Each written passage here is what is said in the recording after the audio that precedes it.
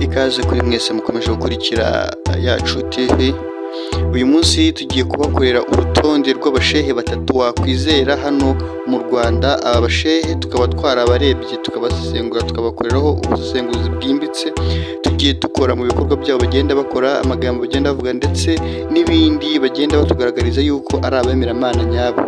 Uru rutonde rw'abashehe batatu ushobora kuba kwizera ukababaza ibibazo cyangwa se ukababagisha inama ndetse n'amagambo bakubwira ukaba wayizera nta gushidikanya cyangwa se nta kugira shaka ku kintu bakubwiye. Aba bashehe rero twarabarebye dushyira ibikorwa byabo ku munzani, turareba turavuga ngo abangaba nibo wenda batatu baba bagomba kuba bazi imbere y'abandi bose, kugira ngo wenda umuntu afite ikibazo cyangwa se ashaka no kubaka inama abangaba wabifashisha. Inshallah ta'ala reka dutangire ikiganiro cyacu duhera ku mushehe wa mbere. Umushehe wa mbere ushobora kuba wakwizera mu Rwanda, uyu nguyu nta wundi ni Sheikh Gahutu Abdul Karim wahoze ari mufti w'u Rwanda. Uyu nguyu twarebeye ku bikorwa yagiye akora igihe yari akiri muri izi nshingano, aho yari yarahize yuko hazubakwa inzu nini cyane, inzu irimo biro y'abayisilamu mu Rwanda ikomeye.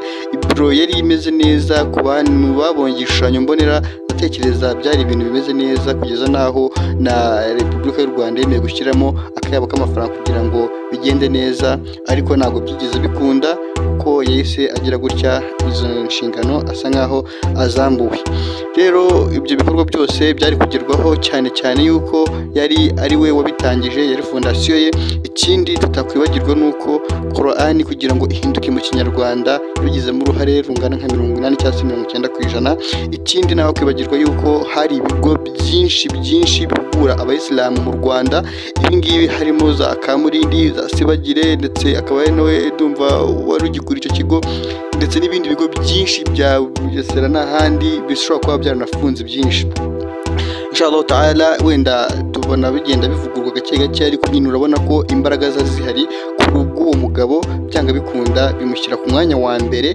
Kandi naho kwirengagiza yuko rwose icyo gihe abantu bajyaga imaka bari batangiye kujya imaka free, umuntu akifata bakamuha itike akaba yajya imaka gukora umutambagiro, akagenda ku itiki ya free nta mafaranga namwe yishyuzwe ntaki.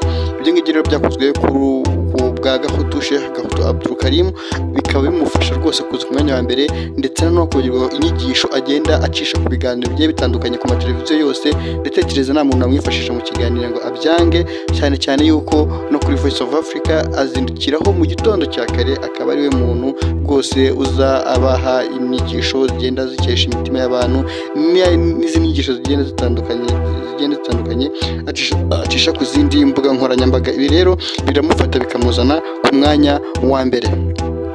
Ku mwanya wa kabiri, ibi ngibi bishobora kuba byagutungura cyangwa se ugasanga ubitekerejeho cyane, ariko nta mpamvu ufite kubitekereza bitewe n'uko ni ibintu twicaye tukabikoraho ubushakashatsi, tukabikoraho ubugenzuzi bwimbitse.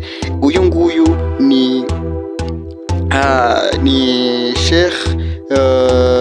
Sheikh Faraj, Sheikh Nsengimana Faraj.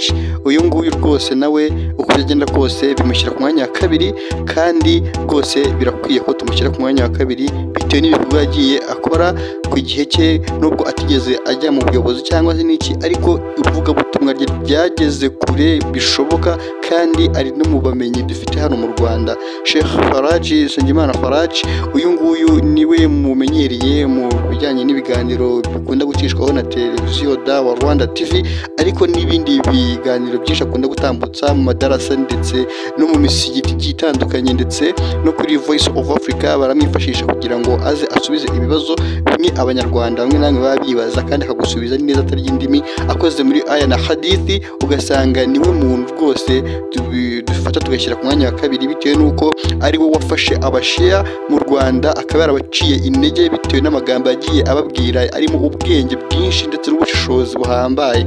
Kandi ikindi akaba ari wa muntu ushobora kuba wahamagara isaha n'isaha ukaba wamubwira ngo bimeze gute bimeze gutya, akagusobanurira kandi atakwinubye, atagiye kujya hirya no hino cyangwa se akoresha imvugo zisa nkaho ziri kugukanga, ahubwo akoresha imvugo zikwiye za Kisilamu. Uyu nguyu rero tumushyira ku mwanya wa kabiri bitewe n'uko rwose arabimerita kandi rwose Faraji turamusabira kuri Allah subhanahu wa ta'ala ndetse na Sheikh Gahutu Abdul Karim ndetse n'uyu tugiye kubabwira wa gatatu ko Allah yazakomeza kubashyira mu muheze kuzageza ku munsi w'imperuka bagahagarara mu iki gihagararo barimo kubera ko ino si ifite ibirangaza byinshi ntawabyirengagiza ariko Allah subhanahu wa ta'ala turamusaba kugira ngo atakomeza turindire abantu n'intwari rwose ntago twabyirengagiza kubashimira kandi tugiye dushimira abantu bakiriho Allah nta wundi wenda twasabira nta wundi twakushyigikiza dusaba inkunga kugira ngo iyi mboni murinde uretse Allah subhanahu wa ta'ala nabo ni abantu bashobora kuba bagwa muri maasi n'ibindi. Hanyuma reka twihute tugere ku mwanya wa gatatu. Umwanya wa gatatu turasanga Ndayisenga ndumva ntabwo ndikibuka izina neza ariko uko byagenda kose buri muntu wese ahise amwibuka. Reka nze gatoya mbanze ndebe izina rye hanyuma ubundi tumukomerezeho. Uyu nawe agiye ku mwanya wa gatatu maze ubundi rwose reka nze tubavire imizi n'imizingo maze ubundi tubwire ibijyanye n'aba bashehe. Ni Ndayisenga Ashraf uyu nguyu nawe bimushyira ku mwanya wa gatatu. Uyu mwanya wa gatatu Ndayisenga Ashraf tumushyizeho suko hari abandi bashehe twirengagije, ni benshi bakora ibikorwa byiza ariko abangaba nibo twifuje ko tugagarukeho. Aba bashehe ni abashehe bitanga mu bikorwa byinshi, suko hari n'abandi batitanga mu bikorwa byinshi harimo n'abandi wa Mungu Idrisa ndetse n'aba Mashaka Ali ndetse n'abandi benshi barahari ariko abangaba batatu reka bari tuvugaho bitewe nuko nta bagabo b'indashyikirwa kandi Allah akomeza bubungabunge. Uyu Ndayisenga Ashraf nawe akunda gusa nkaho anyomoza abo bashia n'abandi baza biyitirira idini ya Islam bakaharabika bamwe mu basanganyiro n'Imana, bamwe bakabemera abandi bakabahakana nta bimenyetso ntaki. Uyu nawe ari mu bantu bagira gutya maze ubundi rwose akabashyira hanze bikasa nkaho bacitse intege ahakanye idini ya Islam ikaba itangiye gushikama mu Rwanda. Ndayisenga Ashraf Allah nawe akomeze akubungabunge. Ibi rero bigufasha guca cyangwa se bimufasha kugera ku mwanya wa gatatu ku bashehe wakwizera kandi wagisha inama isaha n'isaha bakaba bagusubiza kandi batarya indimi, ikindi bakagusubizanya umutima mwiza ndetse bagerageza kuvuga Allah yaravuze bagashyira mu bikorwa, bagerageza nyine kumva ko ibyo bavuze babishyira mu bikorwa ubarebye ko bitwara imvugo zabo n'ibindi byinshi bigiye bitandukanye byanga bikunda nubwo bateshuka n'abantu. Ariko reka tugarukiye kuri aba ngaba batatu, ubutaha inshallah ta'ala wandike cyangwa se utwandikire muri comment hanyuma ubundi tubwire undi twazagarukaho cyangwa se abandi twavugaho cyangwa se ubundi bushakashatsi twakora ku bandi bantu.